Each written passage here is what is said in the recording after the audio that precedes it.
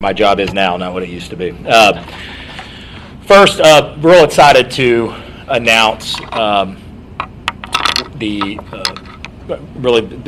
first information that we can share with you as it relates to comprehensive pay reform for city employees. So you'll see the council will be voting next week. When the agenda comes out later today, you'll see they'll be voting on new pay ranges for city employees. That's a first step that has to happen before we can make line-by-line adjustments throughout the 800 plus employees who work here. So, every organization I've ever worked for or that I've owned myself, we understand that the most valuable asset we can have isn't anything we own, it's the people that we have working here.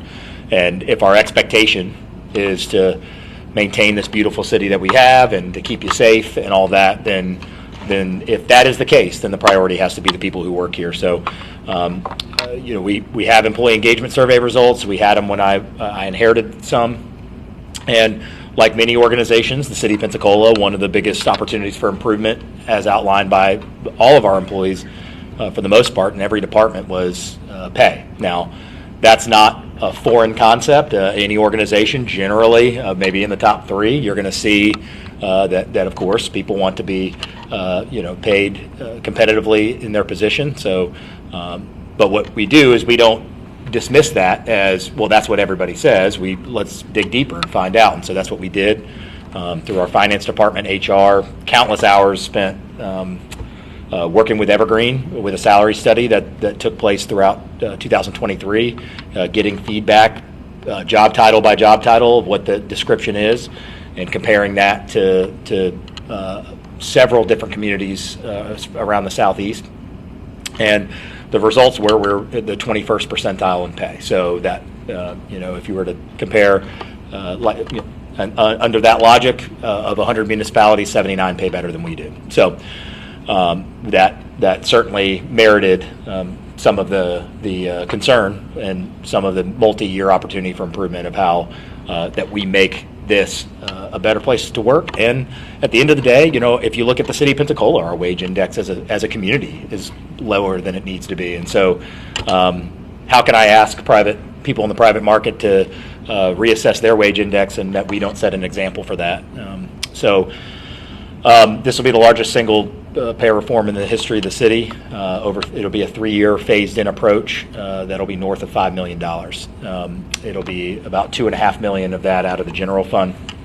There'll be no changes to the budget for this year. The money that we had already set aside for the implementation of this study was sufficient, and there's other ways that we had to entertain to help pay for this.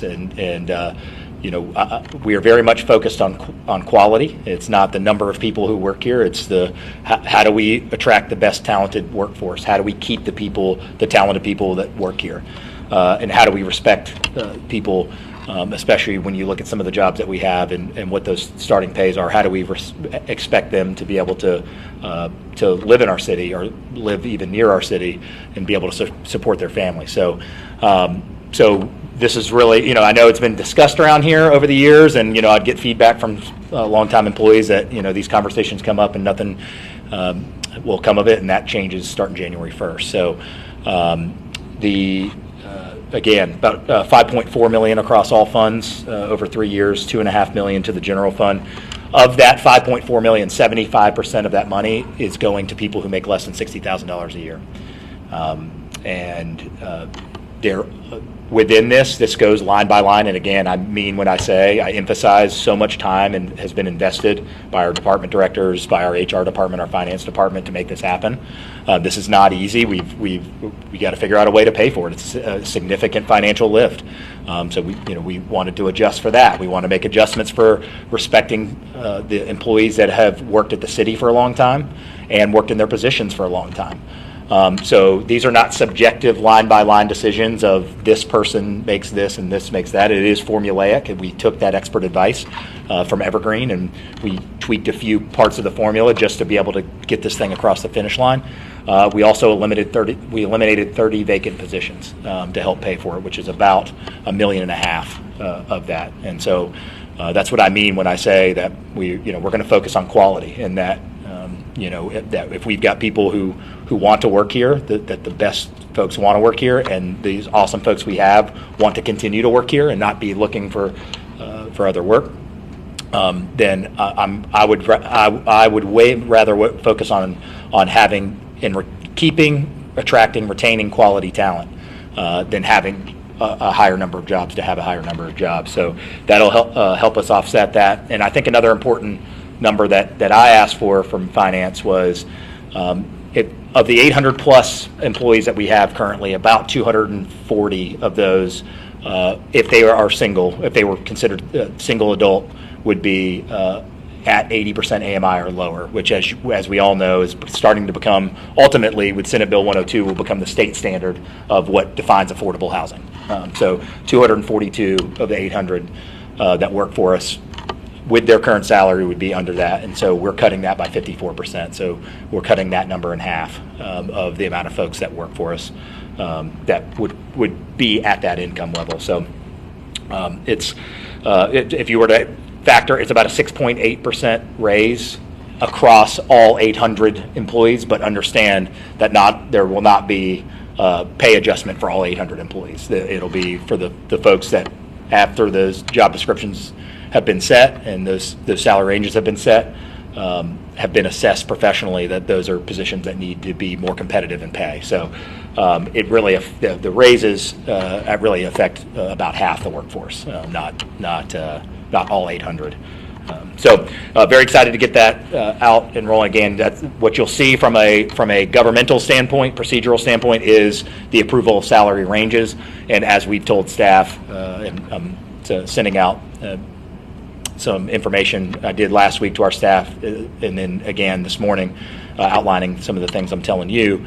That we are, of course, going to meet one more time with department directors and finalize the line by line, make sure that everything's accurate before we roll it out to employees. So there won't be any information at this council meeting yet. We'll be using these last couple weeks of December to get every single line by line employee knocked out. We have that, and of course we've got all that information. We just are going to put our final stamp of approval on it. So, but that's where we are, and so certainly excited for that. Excited for our employees, and excited to go into 2024 with a more engaged workforce and ability to attract more talent here at the city. So, excited to get that rolling.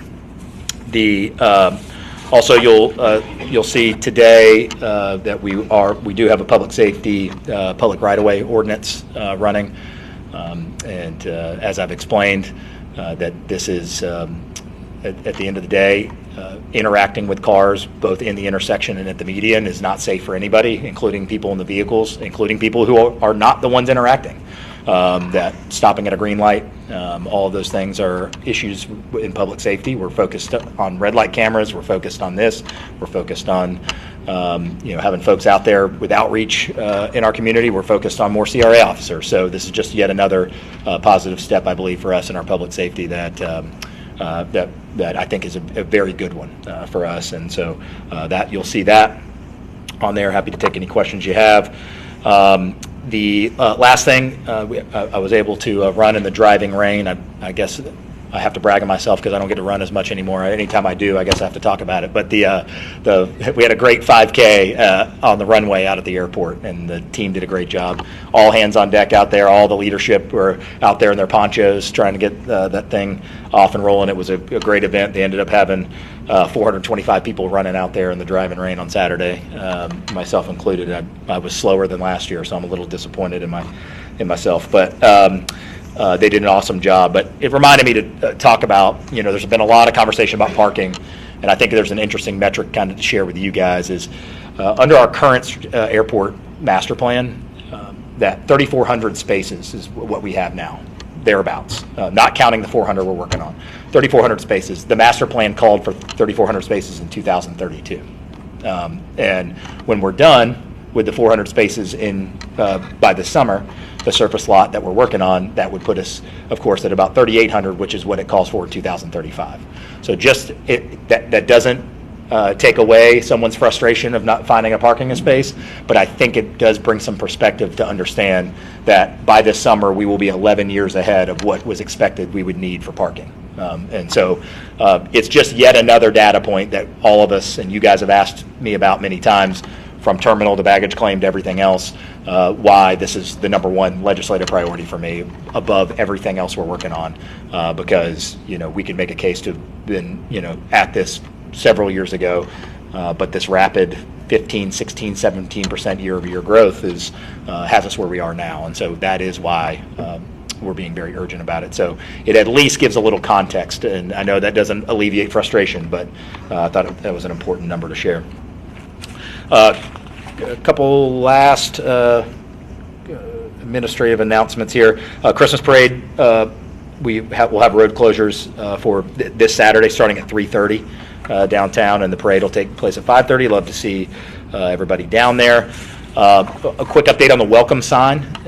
We've gotten final approval for FDOT, so that will go to bid. And like anything else, I've got a little concern. The number allotted to us for that sign was allotted in 2018, and we're bidding something in 2000. But by the time it got to now, in terms of what that value is, so 2018 construction value and 2023 bidding has us crossing all our fingers, and so we'll see what happens, and hopefully we get it as close as possible to budget. So, but we'll find out. But at least it's going to bid now.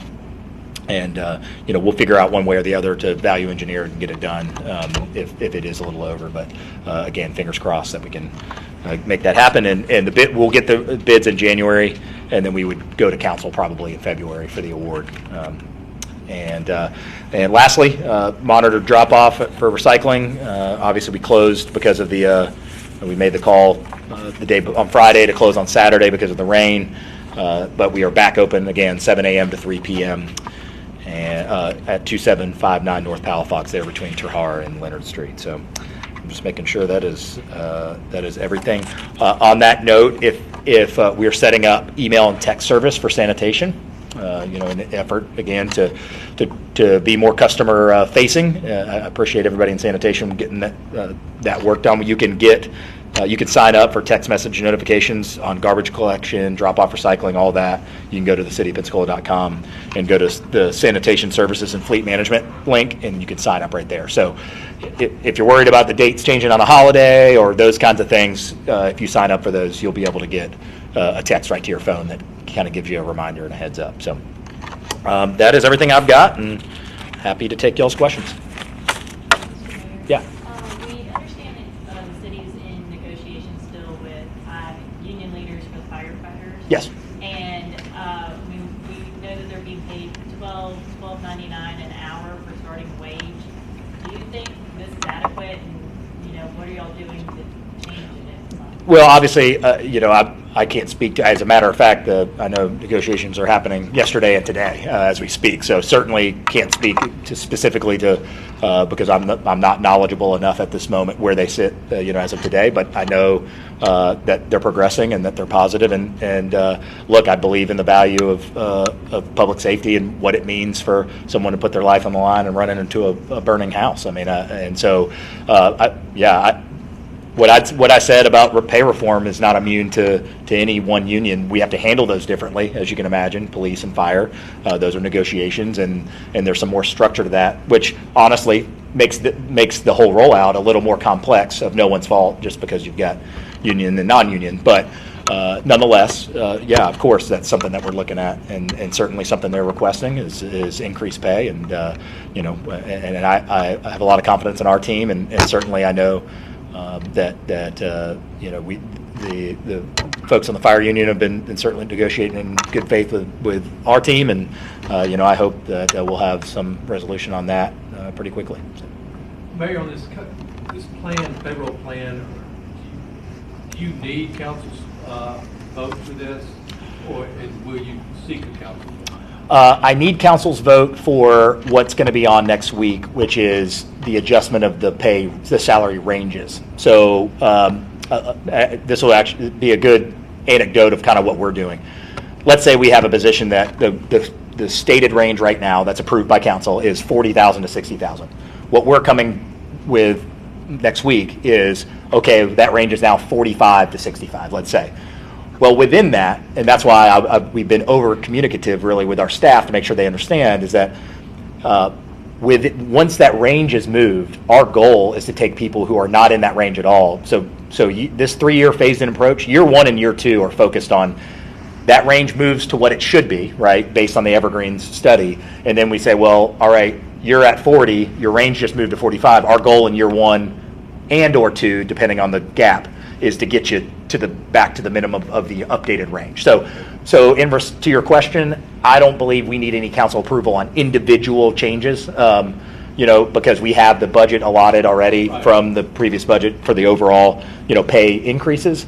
But we do need, those ranges can't change without their approval. So that's why, I've been communicating with our council members about, it's a little bit of chicken and egg, right?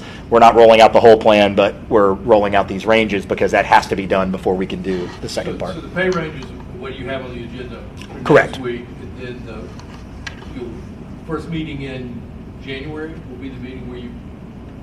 No, I think we would just roll out administrative. Correct. Vote. That's my understanding. Is that administratively, it's already approved in the budget. The dollars are there. More money. And if I was, then yes, you'd be right. If we said, hey, we've worked through this, but again, big credit to our department directors, our finance department. We prepared for this. We knew that this was a big priority for us to get us right with where we need to pay competitively. And I appreciate the council support even at that time approving this year's budget that really ultimately earmarked some funding for us to be able to get it done. So again, and that's why we had to make some changes. We were putting some caps on, as an example. We're going to put some caps on if you have a large delta between what you're being paid now and what you deserve to be paid.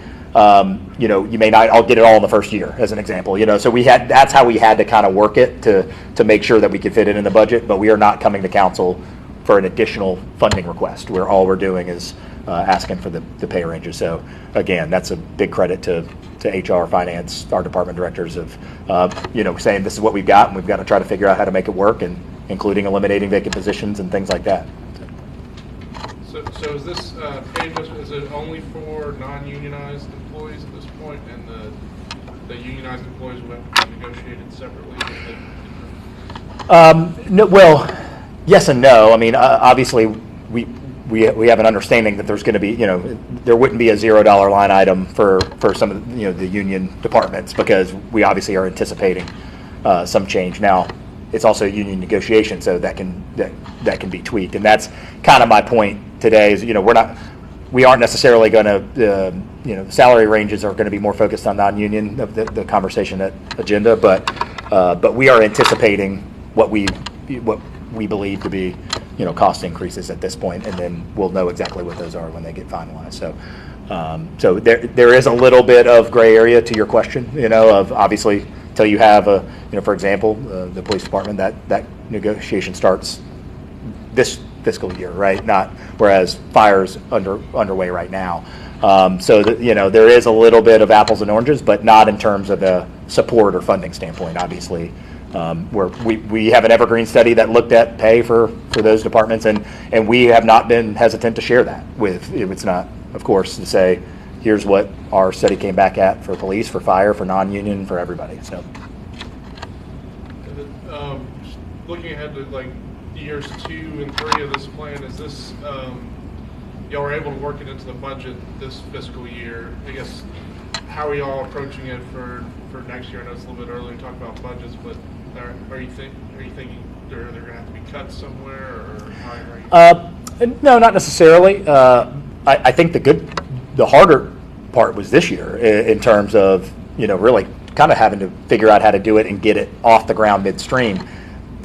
What we're fortunate with now, and it's a conversation all our department directors we've had, is, well, now you have a year to kind of plan what year 2 may look like. And so we have a lot of conversations about that. Hey, here's a funding stream that where we may normally move, propose to move it here. We may keep that, knowing that we have, we know what's in front of us, and certainly we wouldn't sign up for this, if we felt like all bets were off for year 2. We wouldn't want to promise something like that. But of course, like every position in America, if there's a big recession, there's lots of things outside of this building that could factor, that could slow it or something like that. But barring something unforeseen, our intent's to be able to get this thing done. Obviously, we can't predict the allocation for year 2 and year 3 because we got to go through the whole budget process. But it's top of mind for us. We know what it'll take to get there. And again, I think this 3-year phased approach, and that again pays respect to try to eliminate or mitigate compression as much as we can. That pays respect to the folks that have that longer years in service, longer years in their position, get a formulaic pay bump.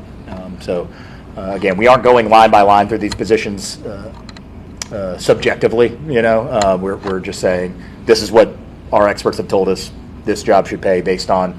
I've got even the whole list of other cities, and then they compared those cities and their cost of living versus ours, and all of that. So they dove very, very deep into feeling confident about what these numbers tell us. So I feel good about where we are, and we'll make it happen. Mayor, Yeah. you've got a meeting scheduled on the 7th this week over at Bayview Community Yes. Center with community leaders to talk about visioning Mhm. for the Baptist property. Yes. Could you tell us a little bit about what you expect to come out of it, what you hope to come out of this? Sure. Yeah, I'm excited for that. Really two outcomes that I'm looking for.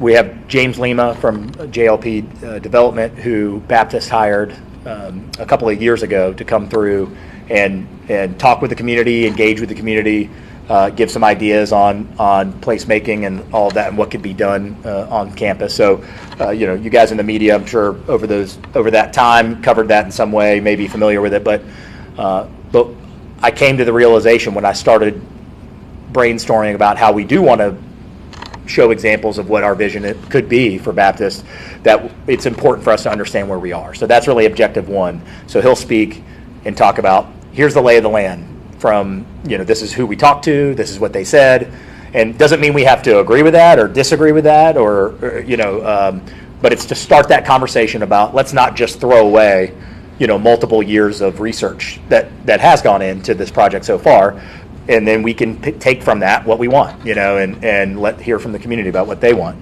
And then second is we've got leadership from Bayou District Foundation out of New Orleans, who's coming in, and he will talk about what we're really kind of just saying as a best practice. Now, it doesn't have to be exactly the way they did it, but what right looks like. And Bayou District Foundation's on about 50 acres, which is eerily similar to the Baptist campus. It's built in mixed income housing. It's built anchored with a school and early childhood brain development, as well as K through 8.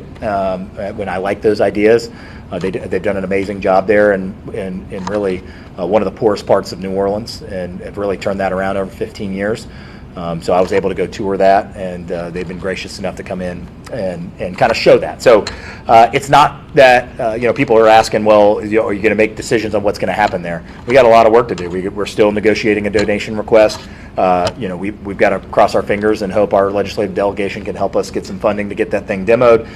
So lots of things still remain, but I think this is just really the first step of saying, well, if this does become a city project, and this becomes city property, let's start the conversation about what the administration visions as something. What are we missing? What are our blind spots? And so we're just really engaging that conversation with a lot of stakeholders around our community and in the surrounding neighborhood that will be there. We're going to media is obviously invited. We've asked people to RSVP if they'd wanted to go, just to make sure that we want to try to keep it as interactive as possible. But we are again inviting media to report on it, and we're recording it as well. So we'll be able to share all that information. So it's not any kind of lack of transparency. We do want them to be functional, but we also want to make sure we share that information with everyone. So that's where we are right now, and I'm really excited for that. I think I hope we leave with a lot of good conversation and question marks and things for us to look into moving forward. Has Baptist put any limitations on what Lima can tell us? Not that I'm aware of. I don't know what conversations. I assume that they've had any that they've had a conversation. They've released him to talk. Yes, and as a matter of fact, they're helping share the cost and his expense to come down here. It was something I had asked for, and they were willing to do. So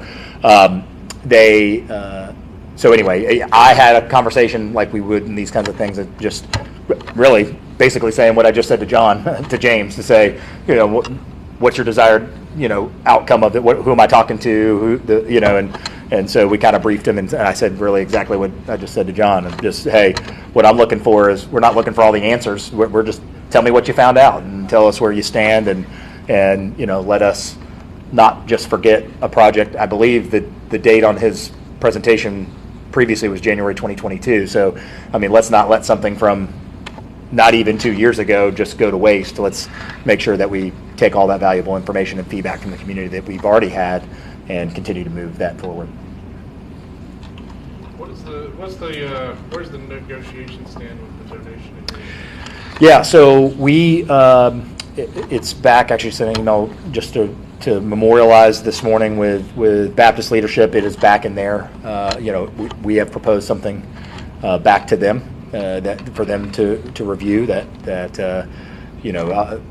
It asks of a financial obligation from them, as well as the donation, and then they certainly are going to mull that over and figure. And we'll try to come to some kind of agreement, because at the end of the day, my concern. Well, that as well as we have some issues with not really giving our time window, and I think Baptist understands this, is that there's some environmental questions. Property's been there a long time. That may end up being no issue, but we don't have enough time as the city to properly vet all those. So we've asked them to indemnify us from some of the potential environmental issues that we may or may not know about.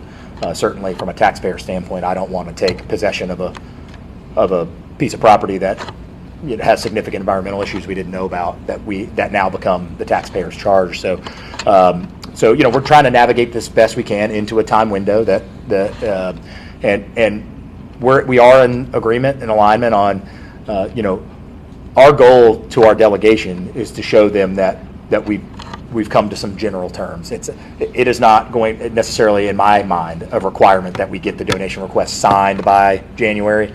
It's there's a lot that goes into this. This is a pretty complex situation. So, but both sides, both Baptist and myself, want to feel good enough about that we're going to have the funding before I were to take donation of the property, and so that's really what we're working on. If we can get close enough on that where we can at least give the go-ahead, the thumbs up to our delegation that we're in a good place on the financial side of things, fire away. That's really what they need, and then we would be able to get that donation request, formalized in the weeks following that. So there's really two deadlines, so to speak, not specific deadlines, but just one is let's get on the same page about how we get to 18 million. That's number one, and then number two is environmental and all of the things that will make that donation request a little bit thicker. All of the formalities of that, and making sure that we're protected as a city and they're protected in their interests. We can get formalized with a signature a little bit later. Would that be like a memorandum of understanding that you're gonna sign an agreement or something like that? Or? Potentially, we're exploring a lot of options. One of the conversations we've been having lately is, can we have proviso language that if we were to get funding at the state level, that it's contingent upon, the city of Pensacola is awarded X dollars if it takes possession of the property. So if it works that way versus you can't have it unless the city takes possession, that changes the time crunch, right? Because if it's the latter, then that puts a little more time press on us to be able to get it done, versus saying, all right, well, that the legislature and the governor have supported this with the contingency that it becomes city property, gets us a little bit more time. So we're still working through all of those details, and it's just about making sure that we have the capital stack in place. I will say, if we get to that first timeline, just to show our willingness to be proactive, if we get to that first deadline I mentioned, where we kind of all can look each other in the eye and agree, how we stack up to 18 million, then we would have no issue starting the process of an RFP for demolition. And remember, that is one of the big unknowns, is that we've done the best we can, Baptist has done the best they can to estimate what that is, but no one at this point, high or low, no one really has the exact number on that. So even though it would still have to survive the governor's veto, maybe we have when we start to get the semblance that there might be some funding, or that the funding would be there in totality, that's one step that the city could take, is that we could at least RFP the demolition and get a little bit closer to having, a real number, as an example. So we're willing to do those types of things to try to make it happen. But my expectation is, for the sake of the taxpayer, my goal and expectation is that we would have the full funding this year in way, shape, or form. It doesn't have to all be from the legislature, but we've got to figure out the capital stack in a one-year situation. It's too much risk for the city for us to have half of the money and then hope, again, what if a recession happens? And hope that the rest of the money comes the next year. That's a non-starter on my side.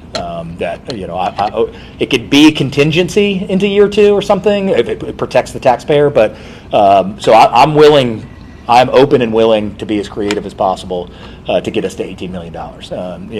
And that's where I'm at. And so again, we sent back maybe a couple weeks ago they had sent us a donation request. We sent them one back. They've shared some feedback with us, but the ball's in their court to give us their counter to that counter. And you said something new that I hadn't heard you say. You asked this morning for a financial commitment from part of our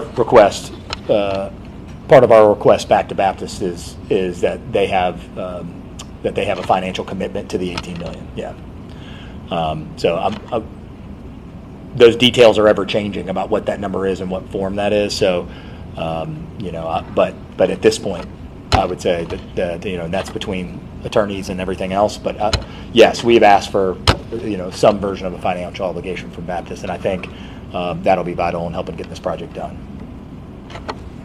Mayor, Yep. a couple of months ago, the Department of Defense announced a $4.952 million grant to the City of Pensacola to build runway aprons at the airport in support of the Navy. I may have missed that if the city put out an announcement on that, but can you give us a little bit more about what the requirement is? And it's a competitive grant, but Yeah. is this a dual use thing that will benefit the civilian air traffic, the primary mission of the airport? And also, what is the requirement to support the Navy Yeah. at Pensacola Airport? I would have to defer to Matt and Ken, just because they'll know the ins and outs of that. I don't want to speak out of turn on what our obligation is to that. Airport does a great job of, feels like a grand a month, coming through. And a lot of that, as you can imagine, that's a lot, whether it be FAA or others, that's a lot of how airports are funded is through a lot of federal grant funding. Things like that. So I'd be speaking out of turn to speak on the details of that, but certainly we can get you with Matt and the airport, and they can give you what you need. Anything else? Yeah. One last thing. Sure. You had set a goal by the end of the year to move on Malcolm Young, Yep. workforce housing, all of that. Do you have a demo date set now that you've awarded a contract? Yeah. Well, we got it done with 16 days to spare. Oh.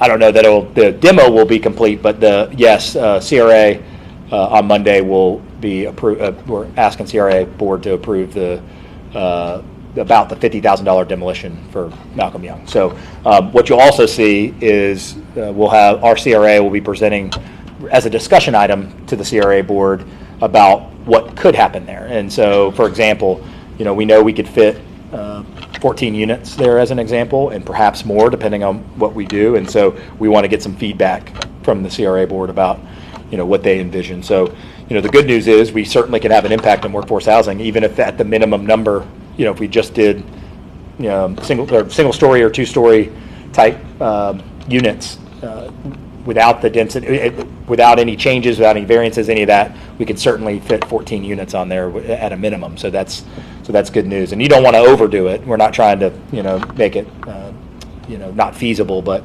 I think that excited and curious to hear the feedback from the CRA board about, okay, we've had this demo, we know we're going to use it for housing. What are your thoughts and ideas? So, so Rachel in our CRA office will be presenting that to council, and so you'll see that conversation on Monday. So you believe the demo will occur before January 1st? Oh, no, I was kidding. I was saying, the demo money will be approved by December 14th. I don't know if Amy or David, we would have a date yet, right, on demo? Takes a couple of weeks after that. Yeah.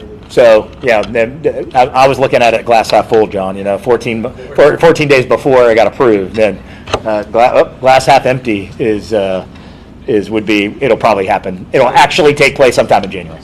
Victory will be the CRA approval. Correct. Okay. Yep. So then, hypothetically at that point, just because you asked, maybe we'll see if we can get them out there on December 29th or 30th.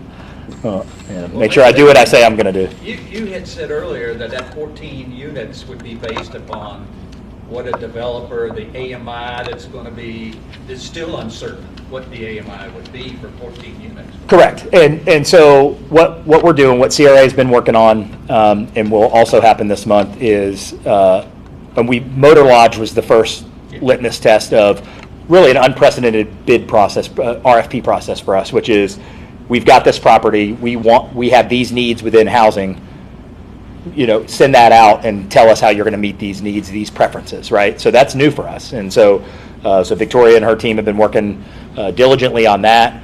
And what we knew is once we have that complete, really the same concepts will convey to Malcolm Young. Now, we will change the AMI to workforce. It's going to be different size units. There'll be different factors in play at Malcolm Young, but the concept, the foundational RFP of we've got this property, we have these housing needs, tell us what you're going to do with it. That concept, that will be a first for Motor Lodge, will also be a first at Malcolm Young. So that's where we are with it. But AMIs, all that, will it be 80% to 120?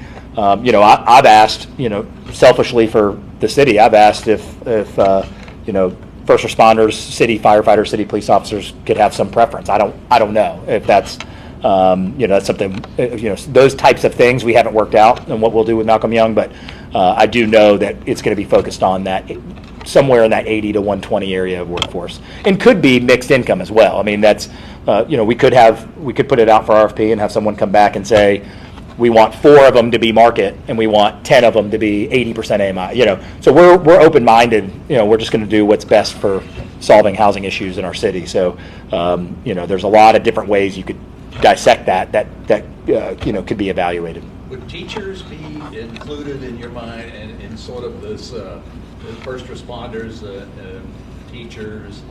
In most cities, teachers are included in that kind of paradigm. So. Yeah, I mean, I think we could. It's obviously it's much cleaner when you say, do you work at the police department or do you work at the fire department? The frontline workers, which you can include nurses, in that as well. That becomes a little more complex because it is a county school district. For example, if you were to say, hey, let's say it's a school teacher at O.J. Sims that's in the city. Well, that would be great, but if they leave the next year and they're in, so there's some complexity to when it's not your department, But again, I don't even know that it's going to be feasible for us to have the preference for police and fire, but that's just gives you an illustration of my line of thinking about it, is to say, how do we ensure that the people that keep us safe here every day also get to live here, and kind of what we talked about at the beginning with the salary study as well. So, all right, anything else? All right, thank you guys.